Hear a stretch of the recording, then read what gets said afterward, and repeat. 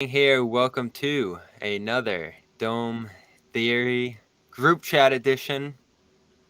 We don't have a strong uh, setup for today. We don't have a big list of stuff we need to talk about, but I figured we'd just bounce around the West. And I think these are some guys here who are going to be pretty interested in the West, especially on the right. Lindo in his Lakers, who he's excited about. Last I asked him, you're invested in, you have expectations for. Every year that you have LeBron James on the team, you should be invested and should expect to win because that's what he promises everywhere he goes. And he costs $50 million and he's 38. How old is he? So, no, I like everybody else, think that they made some great pickups in the offseason. What's still concerning is shooting because it's not going to come from Cam Reddish. Um, it's not really going to come from Gabe Vincent. So that's still yet to be seen. But like every other year, as much as you expect out of LeBron, the season hinges on Anthony Davis. Is he healthy and is he playing well? Because if he is, then that's a team to believe in. My main issue is that Bobby said it was only Lindo's Lakers. I thought you're done now that Russ is across the hall. No, No, it's not you. me. No, you. Not Oh, me. okay. Yes, I am playing for the Lakers right now. Oh, you're not just playing for the Lakers. You're a bigger Lakers fan than everyone but Lindo. And intrigued by this team. First, though, Nate, your team, the Clippers, they veer on becoming home to your favorite two players, Russell Westbrook, James Harden. Last I'm reading is that Harden's still focused on playing there, and I think the Clippers probably want to make that deal, though, without Terrence Mann. Are you excited about the possibility of Kawhi, George, Harden, and Westbrook? No. I would be if I trusted Paul George and Kawhi Leonard to stay healthy for a full season, but I think that would just be stupid on my end to believe that that's remotely possible. So no, I'm not excited.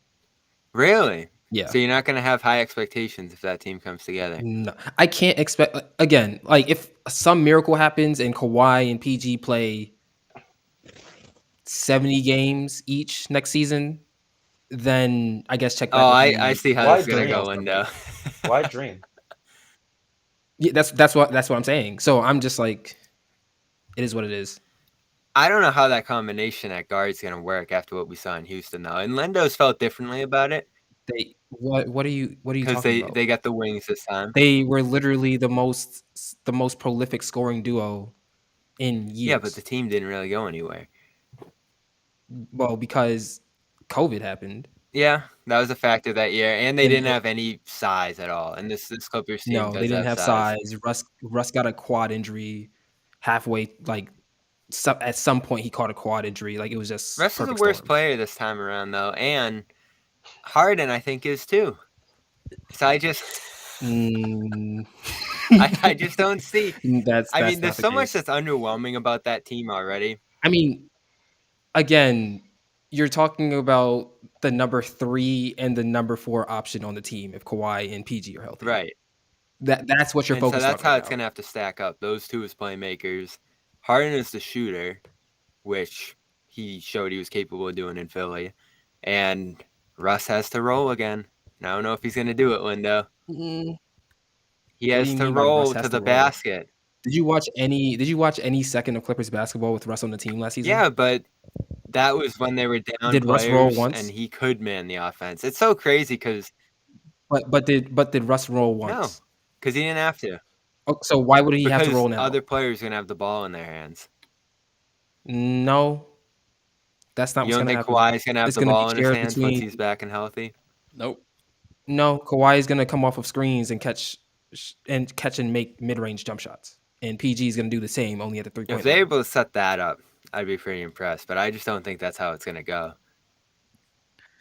I mean, Tyronn Lue is one of the best coaches in the league. Kawhi and Paul George, noted guys who don't like the ball in their hands. James Harden. Harden hates the ball in his hands. I mean, like, okay, James Harden, oh yeah, but talk about PG when he was in OKC was perfectly fine. Yeah, that's a lot of mouths to feed. I will admit that, but you have two of the best playmakers of all time on the team. Like, I should be fine. They should be fine. The real issue is if Kawhi and PG can stay healthy, which I'm not going to make any predictions on that, Lindo. Lindo loves watching the Clippers dismay. And when I pitched this possibility to him, he got even more excited about how disastrous things could get in LA this season. I would love for it to happen. I'm actively rooting for it to happen. It would be very funny. Yeah, Have you guys it ever would. seen? You guys It ever seen the definitely would movie be. Wild Hogs? Yes. That's what that would No. be like.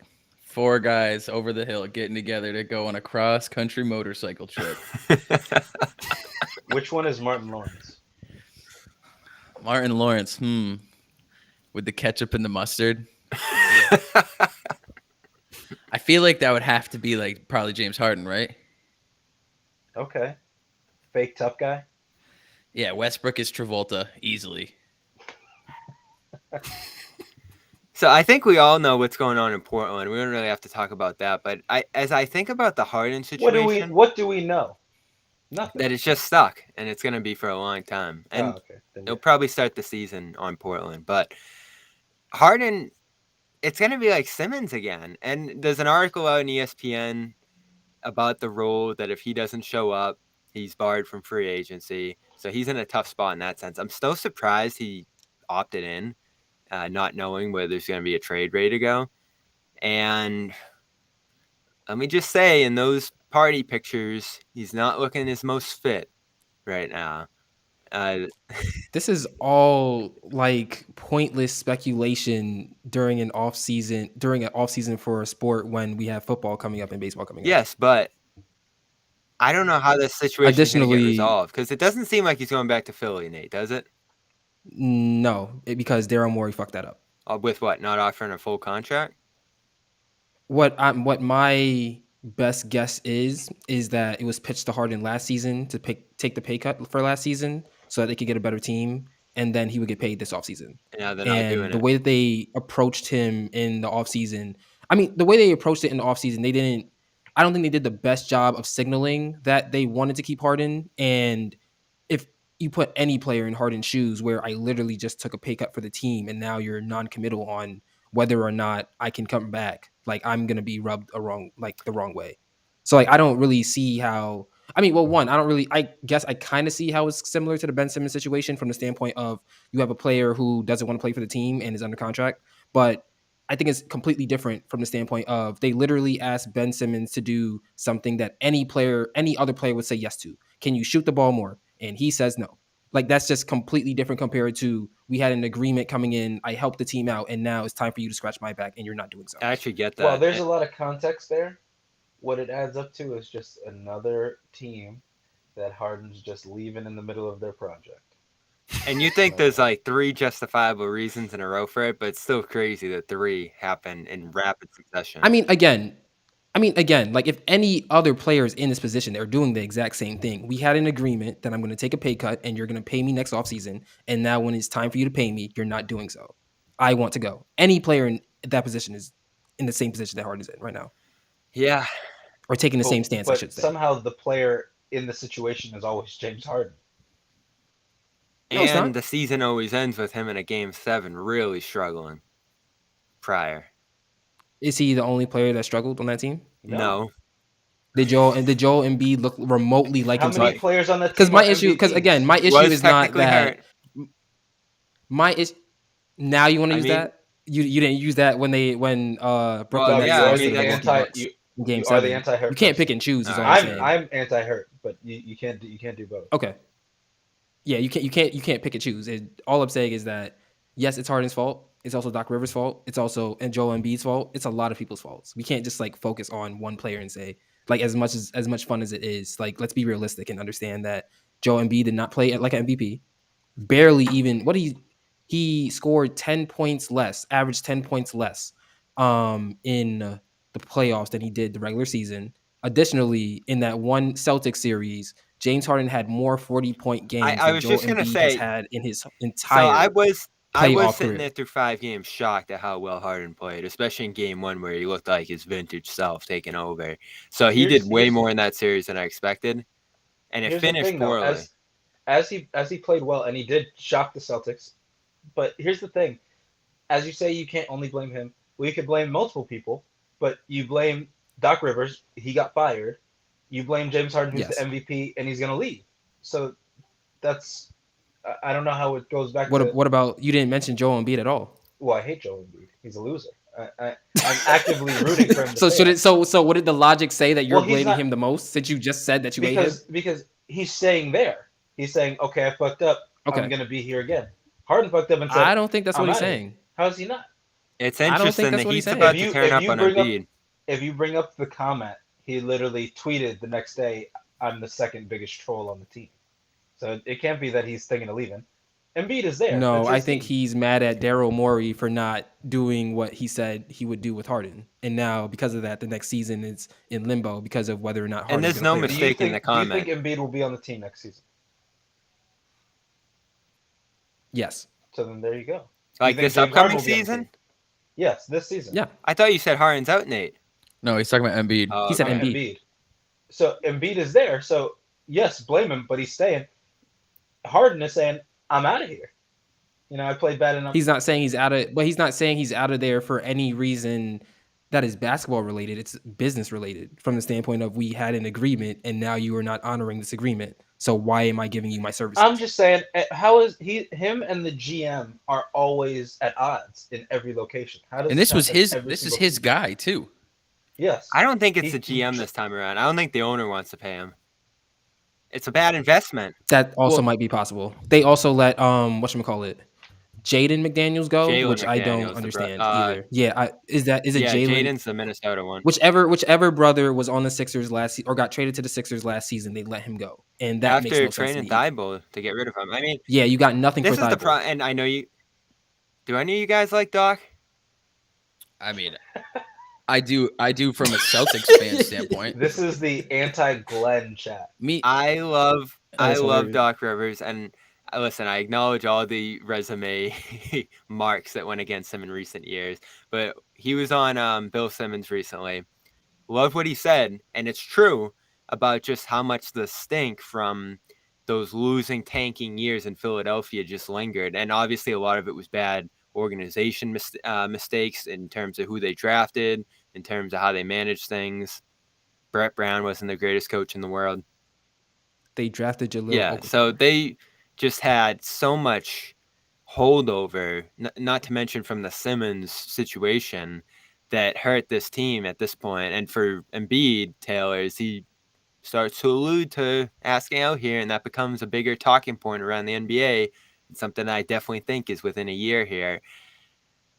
I think Embiid's going to look at this situation, no matter what happens with Harden here, within the next year and say, this probably just isn't it for me. And yes, now that Jokic has won his championship, I think all the attention's going to turn to Embiid and him not even having appeared in an East Finals at this point, and he's the next guy up in terms of the criticism coming his way. That, I think, is only going to increase the chances, Taylor, that I think Embiid is not on the Sixers next summer. So, like, he'll play this season, and then after that, this will be his last. Yeah, I mean, I think that's reasonable. Could even happen by the deadline if things don't go well this year. I agree, and I mean, he got his pity MVP where they just threw it at him and said, "Fine, like here you go, stop complaining."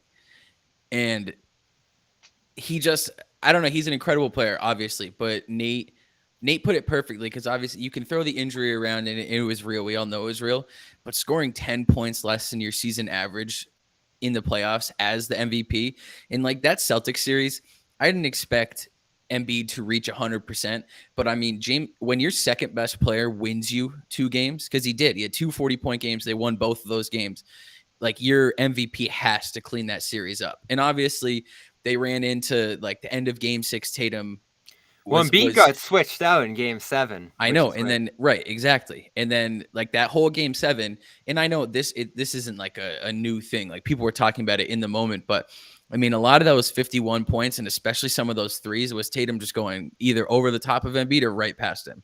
So he's never really shown up when it matters. And wasn't there like an overtime game with Denver that he scored a bunch of points in the regular season? Like, I see that stat line on Twitter every other day. Mm-hmm. That's like, but what about this game? And it's like, we are totally missing the point here. So to add on to Taylor, when you're looking at how Embiid played during the regular season and what led him to being the league scorer, he did not resemble any of that type of strategy at all in Game 7. He did not get to the elbow once. He started at the 3-point line, which he can do that. But let's be honest, like the reason why he's unstoppable is because once you put him on the nail, you have to double him. He's either going to pass out of it or he's going to knock down that mid-range shot. And he did not try to get to the nail once. So off the first quarter, it was kind of like, what are you doing, Embiid? I kind of hope that Doc Rivers would kind of be like, hey, this is our bread and butter. Let's do this. Maybe the playoff coverages were different, but he's still 7-2, 7-3. So I don't see how any type of playoff coverage will dictate what Joel Embiid can do, especially with that good mid-range jumper. I don't know. I was just looking at, like, it's one thing if he's playing his game or the game that got him the MVP, got him to being the league's best scorer, and he's just missing shots. Okay, cool. I can live with that. But it's just the mere fact that he completely changed his game in Game 7, and honestly, he completely folded. I just don't understand. Like, that's really puzzling to me. Like, say what you want about James Harden's flameouts. 24 assists. Changed how he plays 24 the game. assists, 35 turnovers in the playoffs this year. It's even the cheap stuff that's super frustrating especially like as a Celtics fan where you have that rivalry, but even just watching him play anybody else, like where it's like, all right, you're 7'2", 300 something pounds and you fall down every possession, stuff like that. But that works. It gets you to the line. He shoots a ton of free throws. And then in the playoffs, I mean, and especially towards the end of that Celtics series, like he gets super passive and is just like hanging out. But making bad decisions, yeah, too, like bad Nate decisions, said. and it's like, all right, you're gonna work your way and hit that mid-range jumper, which is super effective.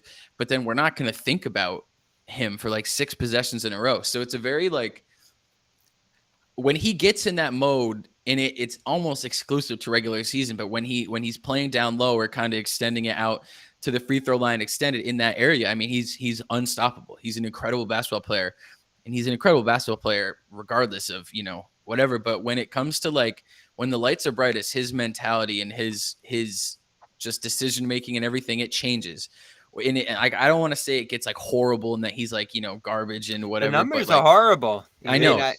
I'll say it's horrible because I didn't understand what he was doing in Game 7 at all. And he doesn't even say it was horrible. And because of how it works, like his presence, it isn't even a thing where like his presence is felt anymore. Like he can be completely erased, like to where it feels like he's not even out there. And like there's a lot of superstars. There's a lot of superstars who, even when they're not playing well, it's like you still know where they are on the court at all times, because it's like if they get something going, then they're here. Like with Embiid, I never have felt like that. And I've watched, obviously you and I, Bob, have watched a ton of him in the playoffs at this point.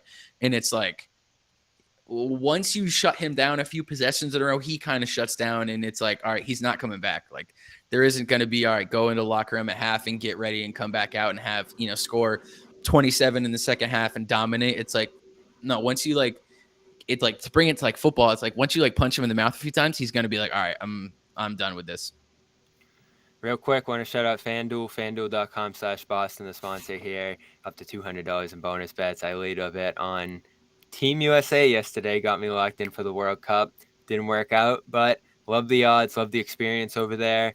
Great app and a safe, secure experience for your betting. Up to $200 in bonus bets when you place your first submission up there.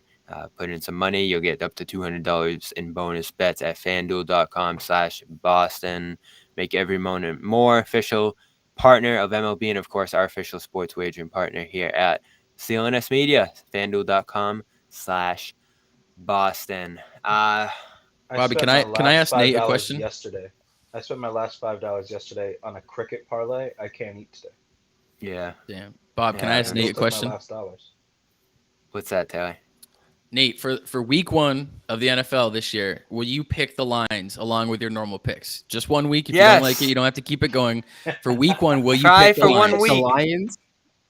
Wait, did I not pick the Lions? You never would. No, you just picked the winner and the loser. Specifically, you didn't pick the Lions. The Lions. I heard Lions. No. Okay. I was about to say, I definitely picked the Lions before. No. Why? Come on. Honestly, I think you'd be good at it. Like the way you pick the games, I think you'd be good at it. I don't know why you don't. Just 1 week. I feel like it's extra. I feel like it's overcomplicating. Nate wants the what green is just check. a simple yes or He no. doesn't want to. Yeah, I just want the green check. He knows it's hard to pick the line. I don't want the No, for 1 technicality week. of you picked right, but they won by 3 and you said they picked by That's what I'm 7. saying, That's 1 wrong. week. I For don't week want 1, that. do your normal picks, your normal winners and losers, and then do the lines just to see how it goes. And I'm not even like, this isn't even like, all right, I'm trying to like get you in the chat to be like, ha ha Okay. ha ha. Okay. Like, I really want to know. Okay. I'll do it if the line, like, I'll do it just for the Yeah. sake of doing it, but the That's lines what I'm don't saying. matter. Like, if I still, like, if the Lions win a game and they win by 3 instead of 7, it's still a point. That's what I'm saying. We do both. We get your green checks. Okay. And then we also do the lines on the side. I like it. We can workshop Football's that. coming up quick. While we're talking about football, I think it's time for me to make my prediction. Justin Fields, 4,000 yards. Lindo, write it down. Okay. Write it down, Lindo. Yeah. He's benched by week 6. I can't. Who called him a bust? Who called him a bust? I didn't. You Colin did. Cowherd. I The didn't. same person who thought Colin Cowherd said you he's a could bust. trade draft picks in MLB. Colin Cowherd said he's a bust, and you, Bobby, said yes. To which I said it's too early. No, I But was kidding. I don't believe. Oh, I was kidding. I don't know what to think about him yet. The team's been pretty bad. I liked him at Team's been times terrible. last year. And you know what? My Mac loyalty is taking a little bit of a hit. So Stand I up, man. think- Stand on something. God damn.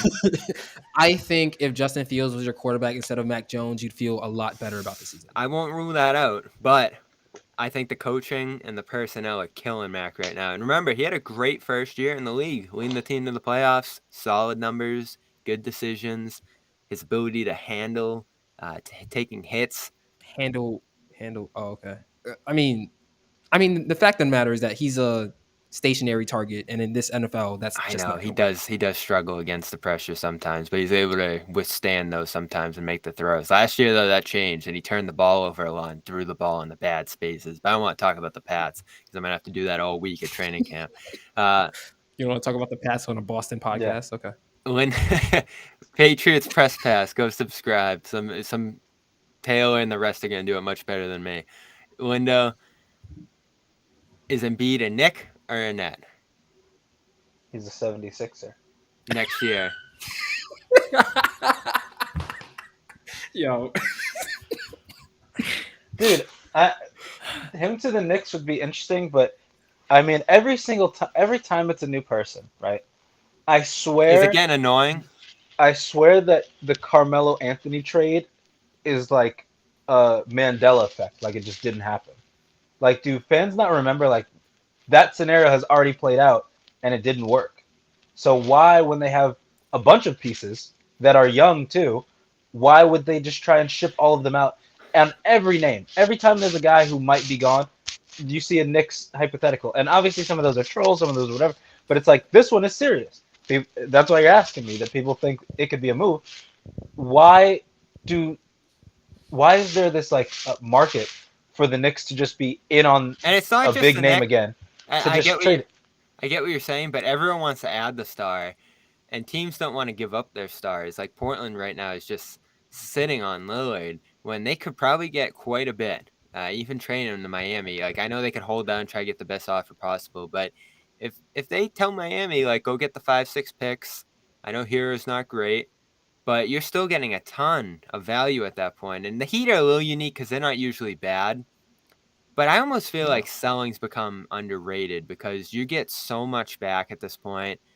The talent comes into the league so quickly and gets great very fast. I don't agree with that. I don't think you're gonna get Look at as where the much look back at where this the Thunder offseason are as at. you're gonna get.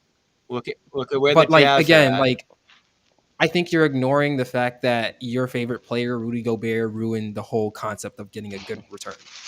What do you mean? You don't think the Jazz got a lot for him?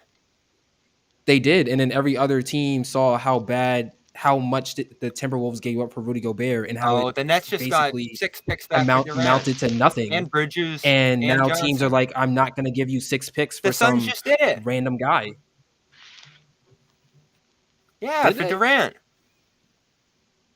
Oh, I thought you were talking about No, Bradley the Beal. Beal thing was unique too. Well, Durant, but the thing is that Durant is proven. Like for Beal, what did they give up for Beal? Mikal Like, Bridges. it was basically a bag of chips and a it ride was home. 6 seconds and Chris Paul. Yeah, the whole concept of the big return, the 7 draft picks, at least as far as I'm concerned, is You dead. don't think And it's because Philly of will get that for Rudy Embiid Gobert. though? It depends on what Embiid does. How many years does Embiid If have Embiid left? says I'm only going to play for the He Knicks, signed for a long then no, time. they're I not want to getting say that. through But if Embiid is open to playing for, and that's another thing too, 2026. like these superstars basically saying, I'm going to play for one team, it does hurt the leverage that the team that they're currently on has, because then you don't have that bidding war for that player. And that rarely happens anymore, even now with Lillard Taylor, because he's picking one spot. And the Blazers don't. I don't even know if it's a guts thing, because I do think there's a legitimate loyalty they feel toward him. But at some point, you have to do what's best for the team. Because I keep saying this, they should trade him to the Nets. He'd be perfectly happy on the Nets. They'd get a ton, and it'd be fine. He's not going to sit out. He's not going to quit. And if he does, he's going to be like Harden. People will judge him accordingly. Yeah, that whole situation, I'm pretty thankful that it's been relatively quiet for the last week and a half, because for every day for 2 weeks it was the same exact update from the same exact people. It's like, oh, he wants Miami and doesn't want to go anywhere else. And it's like, okay, next day, wake up. He really wants Miami and doesn't want to go anywhere else. So my like gut tells me the Miami thing will happen at some point, but I think you're right that it's going to be a slow process, and Miami's going to have to put the right assets together. And like, I don't want to act like Tyler Hero is this terrible player, but when you're talking about Damian Lillard, like, I don't know if he can be the centerpiece of that. And obviously they're not going to come off Bam, because that wouldn't make sense to trade for Lillard and not have Bam anymore. So it's just a process that's going to be slow. And the whole he's not going to play for anyone else, we've seen that happen before, maybe to not the same extent, where you have someone like Chris Haynes, who's been so close with Dame for so long and is just consistently saying, like, you know, he's not going anywhere else. And like, obviously people want to bring up the Celtics because they have arguably the biggest piece who could be moved for him in Jalen. And it's like, no, he's not playing for the Celtics. And so there's all this, the Lillard stuff. I think the Miami trade will eventually happen, but it's not going to be, it doesn't feel like it's just going to be like, all right, this has been going on too long, so we're going to take Tyler Hero, Jovic, and picks and just call it good. Hey, I liked him at Summer League. You guys, 27 minutes for a Summer League mention. Thankfully, in your case, Nate, I didn't go there. Yeah, that's not real sports. Bobby, are you seeing this commentary in the comments right now? Yeah, I think it lines up. Pats are mediocre. Red Sox are mediocre. Mediocre. Celtics and Bruins, excellent. I don't know if the Bruins will be next year, but Celtics should be. It's tough. The who? The Bruins. Who? We're talking a little UCLA football, baby. Listen, I can't even think about the Bruins after that playoff loss. That was one of the most gut-wrenching things I've ever watched. I don't follow fake sports. I'm sorry. Factor Meals, shout out to them. I had another box yesterday. Still get 2 to roll through. They sent me a huge package of meals, and it's great for the summer. It really is. They say it, and it's perfect description that you run all over the place during the year. Even today, I'm all over the place, writing, in and out, some basketball going on. It's just the way your summer goes. So factormeals.com, Garn50, get 50% off your first box. Meals ready to go in 2 minutes. 35 plus options, sides, breakfast options, all the rest, but the shakes are the real deal. I don't even have to get the blender, guys. And you know, that's huge for me because I lose the blender in ways most people shouldn't. Factormeals.com/garden50. Shout out to them. Lindo, we're about to wrap this. I wanted your thoughts, though, because it was a really special sports moment last night. Messi scoring the game winner in his first Miami game. Am I going to have to get Apple whatever to watch this? Because that was pretty special, the atmosphere in Miami last night. If ever there was a scripted result, it was that one. It didn't feel real. That's the fakest shit I ever seen in my life. No, it didn't. It's not. It didn't feel not real like Disney World. It felt not real like WWE. Yeah. Like, dude, you know, and obviously he's amazing, but that was a tough shot, though, I'm not wasn't watching that. It was a beautiful free kick. I'm not watching MLS, man. I'm not doing that. Why? And what So MLS is fake sports? Yes. There's no Okay. faker sports than MLS. Hockey. Hockey is a rival. So what David Beckham is doing is he's trying to really get the band back together with Barcelona. They got Busquets. They're about to get Jordi Alba. Like they're really trying to put it back together, and I'm totally uninterested. And what really fucked the MLS up is They're that getting the band back together Saudi in Miami. Arabia. Yeah, they're on Inter Miami. It's him, Busquets, and Jordi Alba, who were in Barcelona's prime, some of the best, but they're all late 30s, whatever. But what really fucked up the MLS is Saudi is doing what the MLS should have done, in that they're getting anybody and they're overpaying for Who's it. gone to They're Saudi so telling far? every team in Europe. Say it again. Who's gone to them so far? It's too many names to list. It's in the dozens, Wow. but they're going after anybody. Firmino, they just got Mahrez. They're trying to get Sadio Mane. Conte is going there. Obviously, the big name was Ronaldo, who's over there. But they're doing what MLS should have done and didn't, where MLS has one designated player that is not from the US, and their salary is like 150K. And meanwhile, the Saudi Arabia is going to go after someone like Jordan Henderson, who's was the captain for Liverpool, who sucked, making 350K a week. I mean, it's incomparable. So, yeah, MLS is fake, and what people should be tuned into is Saudi, as they have money, and they're Are saying, you watching Saudi? we I are don't even ready know to where to spend. watch that. I don't know where to watch it either, but when it comes up, I will be watching. And what it is proving, what Saudi is showing right now with football, is Americans do not want Saudi owners. No American, none of the big four wants Saudis to become owners, because while owners now are trying to save money at every turn, if we can't go out to win, then we just won't. Saudis are saying, we want everyone. We're going to be in the tax. We want to win now. We're going to build the infrastructure. We're going to get the fans. NFL, NBA, MLB, probably hockey too, they don't want that. So And it's as interesting you see because this rise, that as you approach see is this what's rise, pissing off fans. yeah, as you see, and as people call it, sports washing. As you see that, just know you will see, just like Live Golf, the kind of backlash that happened. You are going to see it tenfold if they try and touch a Big Four team. All I'm hearing is that Robert Kraft needs to get Mbappe over to Foxborough to play for the Revolution, baby. Okay, well, That's all I'm hearing. Right now, Mbappe is for sale by PSG as of yesterday. So Yeah, let's see the offers. head up the Revolution. Maybe play a little slot for the Pats on the weekends. Well, yeah, the Pats passed up on Hopkins. I need a reason to tune into the Revs that time of year instead, because I don't think the Pats are going to be watchable again this year. We'll be back again soon. You're gonna watch every You game. think though. DeAndre Hopkins is who he was 4 years ago? He is not. Can you name one better Pats receiver right now? I can't name a pass receiver. Period. No, because you traded Jacoby. Well, you didn't trade him, but you let him go. Wow, they so. can't even name one Pats receiver, Taylor. I mean, And but these they, are Jonnu football Smith. guys. they He's know gone. they know the players. Jonnu Smith is gone. Yeah, where's he play, Taylor? You know who Oh. Juju Smith-Schuster is. You know who Devontae Parker is. Yes. Wait, Juju Smith-Schuster's Yeah. on the Patriots? They let Myers go and signed Juju because he's a better player than Myers.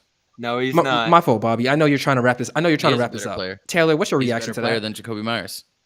No, he's not. Okay. He's going to be one of those guys with a big name who just disappears. Where's Yeah, I Jonnu don't Smith? know. No I idea. don't know. They traded him to the Falcons, maybe?